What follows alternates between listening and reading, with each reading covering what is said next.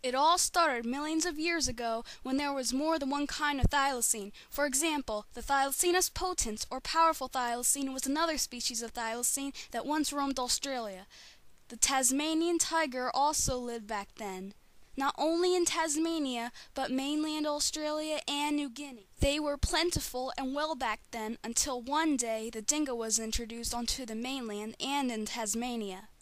Luckily, the thylacine was bigger and stronger than the dingo and defeated every dingo in Tasmania.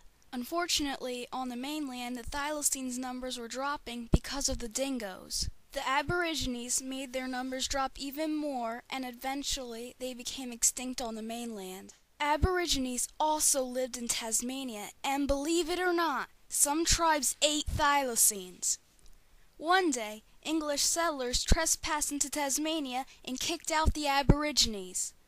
When the English settlers first saw the Tasmanian tiger, they labeled them as vicious, just because of how they looked.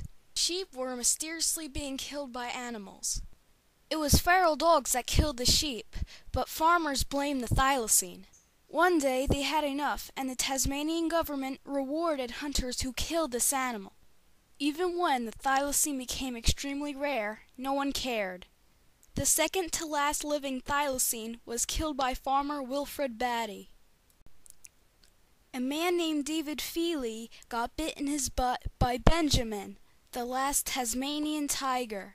Ben lived for 12 years at the Hobart Zoo in Tasmania.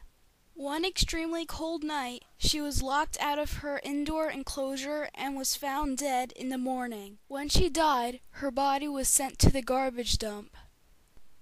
And that was the end of the Tasmanian tiger.